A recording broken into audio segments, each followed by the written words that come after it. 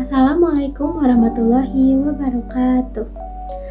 Halo semuanya, perkenalkan nama saya Kansa Fitri Hafizah Hadian.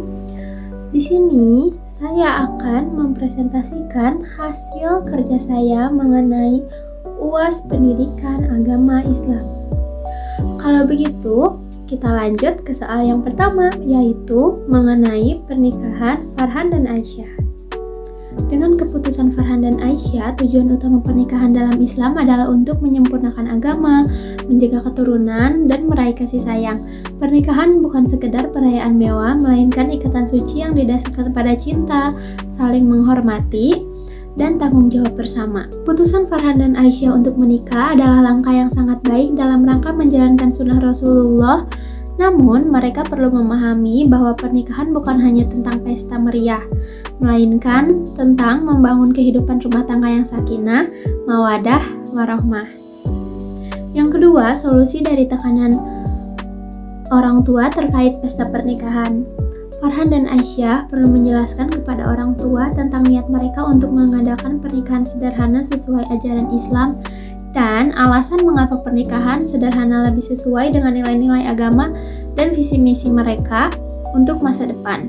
Tetap libatkan orang tua dalam perencanaan pernikahan, namun tetap tekankan bahwa keputusan akhir ada pada mereka berdua.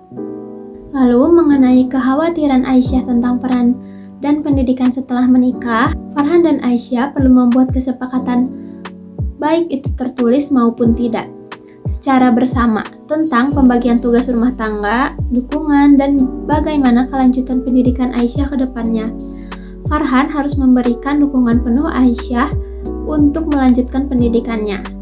Mereka bisa mencari solusi kreatif untuk membagi waktu antara kewajiban rumah tangga dan studi, misalnya dengan belajar bersama atau meminta bantuan dari keluarga.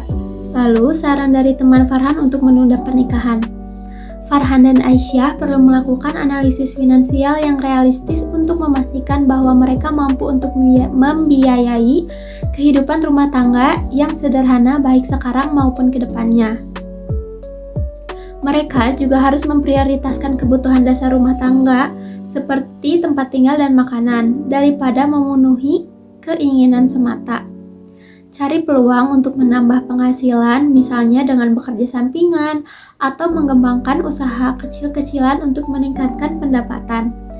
Manfaatkan aset yang dimiliki seperti properti atau kendaraan. Farhan dan Aisyah perlu mengingatkan bahwa pernikahan adalah tentang membangun kebahagiaan bersama, bukan hanya tentang materi.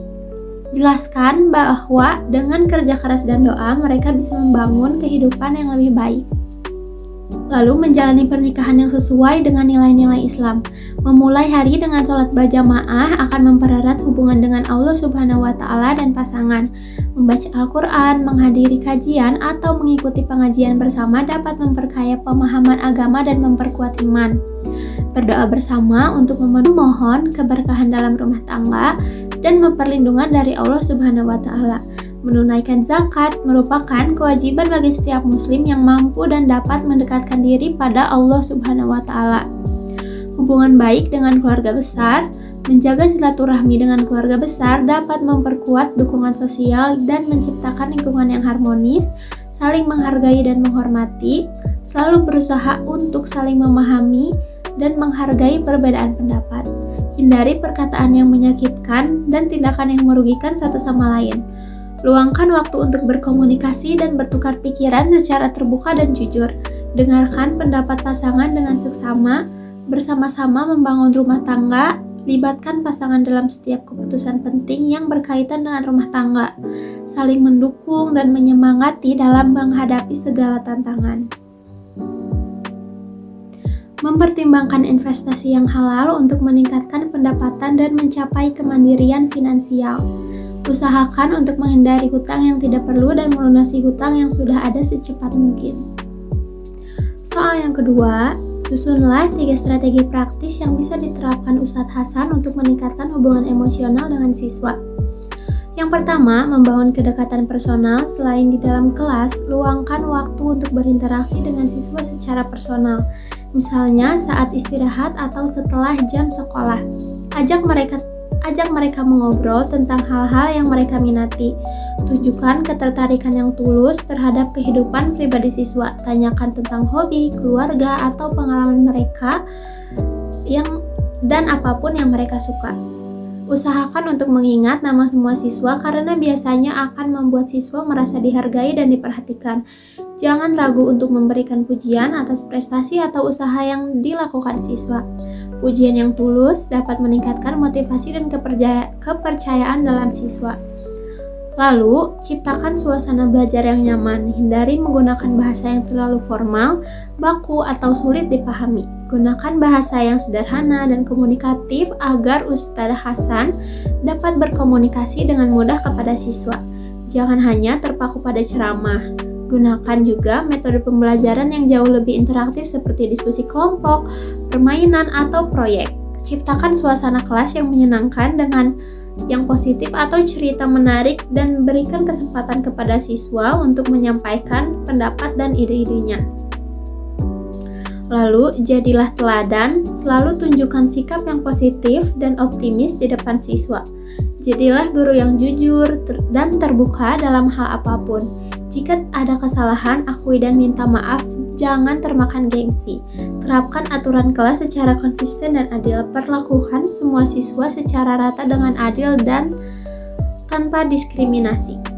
Lalu, contoh kegiatan yang sesuai supaya menciptakan suasana kelas yang kondusif, menyenangkan, dan tetap islami, yaitu diskusi tematik berbasis Al-Quran dengan hadis, contoh memilih sebuah surah pendek atau hadis lalu mendiskusikan maknanya dalam kehidupan sehari-hari. Siswa dapat berbagi pengalaman pribadi yang berkaitan dengan tema tersebut. Manfaat dari kegiatan ini yaitu meningkatkan pemahaman terhadap Al-Quran dan hadis, melatih kemampuan berpikir kritis, serta menumbuhkan rasa keingintahuan. Lalu ada kelas seni dan kreativitas bertema Islam, contohnya bisa membuat kaligrafi, melukis bertema Islam, atau membuat desain satu ucapan dengan tulisan Arab. Ini juga mengembangkan kreativitas siswa sambil belajar dengan keindahan seni Islam.